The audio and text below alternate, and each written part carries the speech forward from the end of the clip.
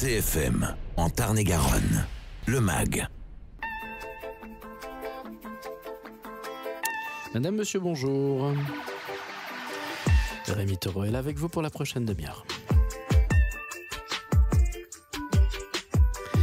Les Montalbanaises prennent la parole, 99 et un portrait pour l'égalité homme-femme.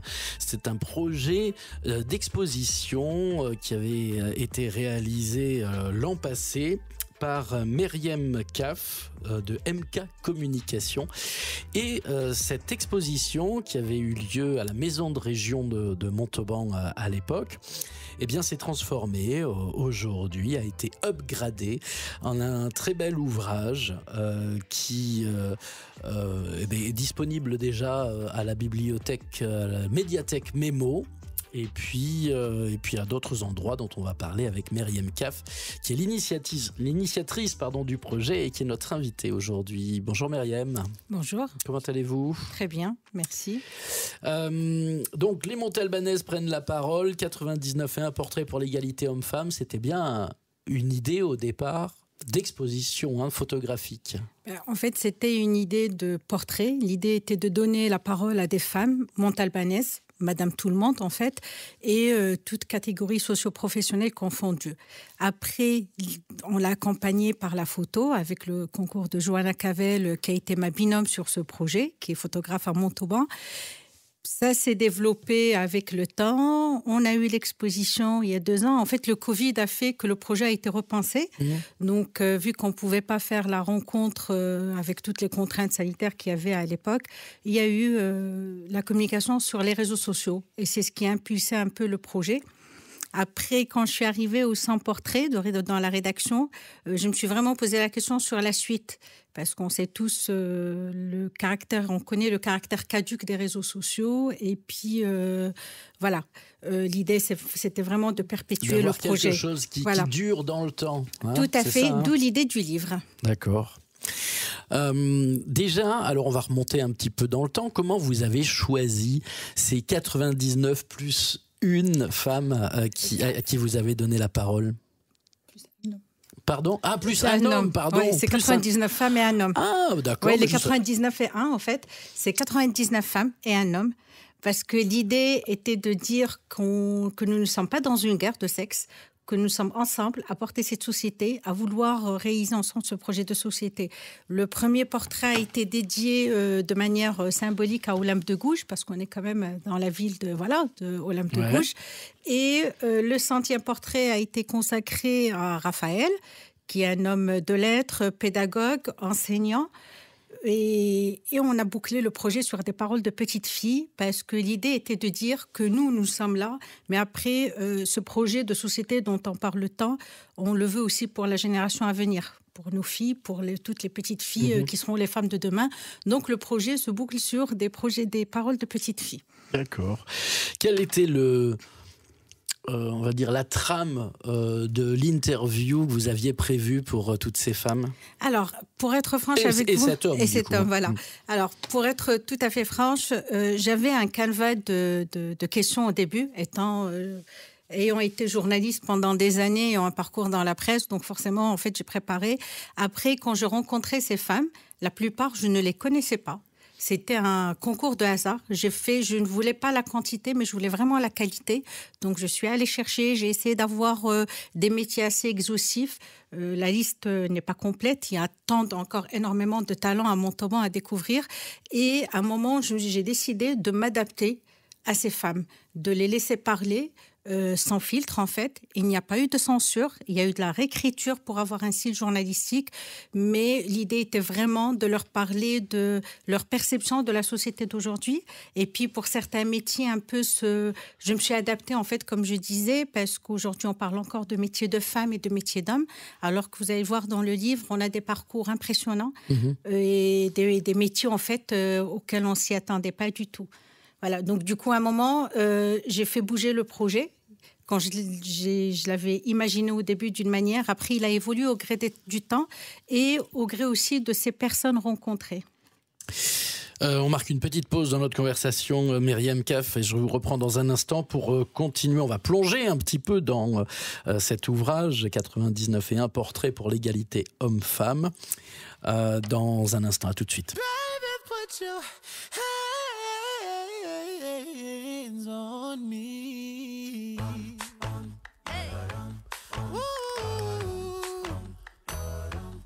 Ooh.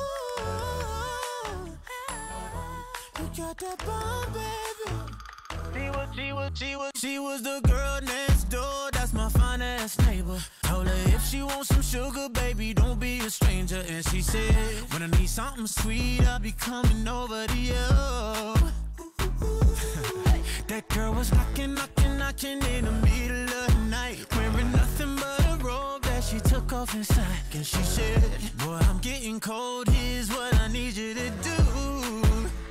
Baby, put your hands on me, both hands on me.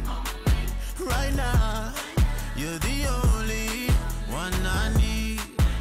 So baby, put your hands on me, both hands on me. When we dance, put your hands all over me. Hey, alright, been such a long time since I've been lucky. Don't have to be shy, say how bad you want me. Come and touch me tenderly. So come and give me that body heat. I want your body heat on me. I can barely sleep. I'm trying to turn up the degrees with you all over me. So baby, put your hands on me, both hands on me. Right now, you're the only one I need. So baby, put your hands on me, both hands on me. When we dance, put your hands all over me. Oh, the night's still young. Come and break my heart. Darling, you are the only one I need. No, I won't be afraid. No, I won't be afraid. Just as long as you kiss me before you leave. So baby, put your hands on me. Put your hands on me. Right now, you're the only one I need. So baby, put your hands on me. Both hands on me. When we dance, put your hands all over me. Vous êtes bien sur CFM, c'est le Mac de Montauban consacré aujourd'hui à Myriam Kaf, qui est l'autrice, en quelque sorte, de cet ouvrage. Les Montalbanaises prennent la parole, 99 et un portrait pour l'égalité femmes-hommes, donc 99 femmes, un homme. Et je croise des têtes un peu connues. Alors, il y a des inconnus et puis il y a des connus. Tiens, par exemple, je vois Lisa qui est à la tête de son... de comment ça s'appelle, la ferme... Le refuge, les Trois Dindes. Voilà, le refuge des Trois Dindes, c'est ça. Et qui fait un travail formidable sur le sauvetage des animaux domestiques. Ouais. Donc l'idée, c'était vraiment de lui poser la question sur sa perception de la société d'aujourd'hui, mais aussi à travers son métier. En fait, en quelque sorte, on a une sorte de fil conducteur, disons, invisible, qui fait qu'on retrace cette société montalbanaise à travers ces femmes et à travers les parcours des femmes. J'ai une femme, j'oublie... Alors, on va juste rester sur elle un instant, parce qu'elle est intéressante, justement, Oui. parce que à la fois, elle a été première dauphine de Miss France, donc le côté très féminin. Tout à fait. À la fois, elle est à la tête du refuge des Trois Dindes. Bon, ça, on va dire que c'est mixte. Et puis, à la fois, elle a aussi un métier très masculin, puisqu'elle est dans la mécanique, quoi. Hein. Enfin, Voilà. elle est dans les pilotes, quoi. Hein. C'est un métier aujourd'hui qui est encore qualifié de métier d'homme. Ouais. Donc, et c'est vrai que cette femme, Lisa, fait un travail formidable en essayant de joindre en fait entre les deux métiers. Comment vous êtes passé comment vous les avez trouvés, ces gens? Alors, j'ai commencé par un noyau un petit noyau, si vous voulez. Les personnes de mon entourage que j'observais, que je voyais, c'était soit des amis mamans de l'école, soit des personnes que j'ai rencontrées à travers les réseaux dans lesquels que je fréquentais, en fait, quand j'ai commencé. Et après, je commençais à faire mes recherches aussi sur Internet. Je les ai rencontrées, certaines, je les ai rencontrées sur les réseaux sociaux. J'ai été soutenue par l'association Le Pont des Savoirs, qui est au CHOM, qui m'a recommandé certaines personnes. Parce qu'on a l'impression qu'on dit souvent que Montauban, c'est une petite ville, mais elle est tellement diversifiée. En fait, il y a une telle diversité de profils, de parcours aussi. Et donc, du coup, je donne l'exemple d'une personne qui est arrivée aujourd'hui, une fois pour faire l'interview, qui est arrivée avec une amie. Et cette personne m'a sollicité la participation. Et franchement, elle a un parcours super intéressant. Donc, tout en ayant aussi, en fait, un contre-exemple, une personne qui m'a été recommandée, mais qui a été hyper timide pendant les 5 premières minutes parce qu'elle me disait tout simplement, j'ai rien fait d'exceptionnel dans ma vie, on m'a jamais interviewé. Alors que moi, je pars du principe qu'on a tous des parcours, qu'on a tous des parcours, si ce n'est que l'éducation des enfants, ou le fait d'aller travailler, de subvenir aux besoins de sa famille. Donc, voilà, on a tous une histoire à raconter. Comme vous le voyez dans le livre, je ne m'attarde pas du tout sur le volet personnel. C'était vraiment avoir la perception de ces femmes en tant que force vive de la société montalbanaise et la société française dans une large mesure. Souvent, la question que je vois en tournant les pages, c'est comment voyez-vous la situation de la femme aujourd'hui? Est-ce qu'il est ressorti quelque chose d'assez général ou bien les réponses sont multiples et diverses? Les réponses sont assez multiples. J'ai une dame qui me dit moi j'aime bien la société comme elle est aujourd'hui, j'ai pas envie que ça change. Il y a une autre qui me disait qui a soulevé l'histoire de l'égalité des salaires, par exemple, à poste égal, salaire qui est inégal. Une autre dame qui a parlé du salaire égal, des fois, souvent, mais retraite inégale. Et il y a une dame qui me dit, moi j'aime ma position dans cette société, j'ai pas envie de la changer, je la changerai pas, voilà. Donc il y a eu diverses positions, disons, mais on se retrouve tout autour du même projet, si vous voulez, c'est l'évolution, le changement, quoi. J'aime bien cette question-là aussi. Les femmes sont-elles égales ou complémentaires des hommes? Il y a un petit peu de malice derrière cette question. En fait, parce qu'au début, quand je disais, j'avais posé la question à une dame, égale ou égale, qu'est-ce que j'avais dit? On avait parlé d'égalité. Elle me disait, moi, je rajouterais un autre terme, on se sent complémentaires dans cette société. Et en fait, c'est pour ça que tout à l'heure, je disais que le livre a évolué au gré des questions. D'accord. Après, les questions se sont adaptées. Parce que dire, est-ce qu'on est dans l'égalité, finalement, est-ce qu'on recherche vraiment cette égalité? Mais on cherche vraiment que chacun prenne sa place comme un puzzle, en fait, comme une pièce d'un puzzle, et que chacun de nous, que ce hommes et femmes, soyons autonomes, soyons joyeux, heureux dans cette société, en fait, satisfaits. On continue, tiens. Comment percevez-vous l'évolution de la situation de la femme? C'est une question posée à Cécile, qui est coach sportif, professeur de yoga et de pilates à Montauban, qui a 44 ans, et qui vous répond « Il y a encore des efforts à faire, mais je trouve que la femme d'aujourd'hui est beaucoup plus entreprenante. En tant que femme, nous avons toute une force créative. Cela nous donne plus de courage et d'engouement pour faire ce qui nous fait plaisir. La femme est créatrice de valeur ajoutée. Elle sait se surpasser et donner le meilleur d'elle-même. Et c'est ce qui aide au changement et à l'évolution de la société. » On marque encore une pause dans notre conversation et puis on revient dans un instant. Myriam Cave, votre ouvrage s'appelle « Les Montalbanaises prennent la parole », 99 et un portrait pour l'égalité homme-femme. On peut pas l'acheter? On peut l'acheter ou on peut pas l'acheter? En fait, sous forme de don pour l'association Les Montalbanaises Nouvelle Génération qui porte le projet. Parce que la vente si j'étais partie sur un projet de vente, ça allait être lourd à porter. Je suis bénévole ainsi que Johanna Cavell sur le projet depuis le début. On est toutes les deux entrepreneurs. D'accord. Donc, on avait nos entreprises à gérer en parallèle et je suis partie sur... en fait, l'idée de l'ouvrage, c'était de perpétuer la parole de ces dames et de leur offrir pour les remercier. Sauf D'accord. qu'aujourd'hui, c'est vrai que tous les jours, je croise des personnes qui demandent à l'acheter. Bah oui. Donc, ça peut se faire... Puis c'est bientôt Noël. Oui, voilà, justement, Donc, on m'a posé la question. Cagnotte Voilà. Litchi, on en parle dans un instant. D'accord.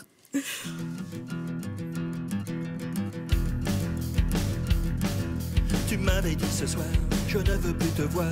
Va donc boire une shopping, je reçois mes copines, ok, ok. Je sors boire une shopping, ok. Je rentre à la maison, mais elle n'y était pas. Je regarde au salon, personne n'est resté là, ne nous énervons pas. Tu m'avais dit ce soir, je vais chez Barbara.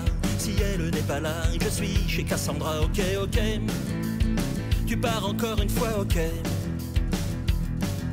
Je sonne chez Barbara, mais tu n'y étais pas. Je cours chez Cassandra, tu n'es toujours pas là, ne nous énervons pas.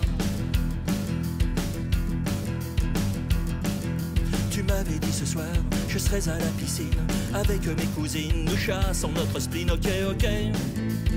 Tu t'exposes en vitrine, ok. J'enfile mon maillot de bain, je saute dans le grand bain, je traverse le bassin, où es-tu à la fin, ne nous énervons pas.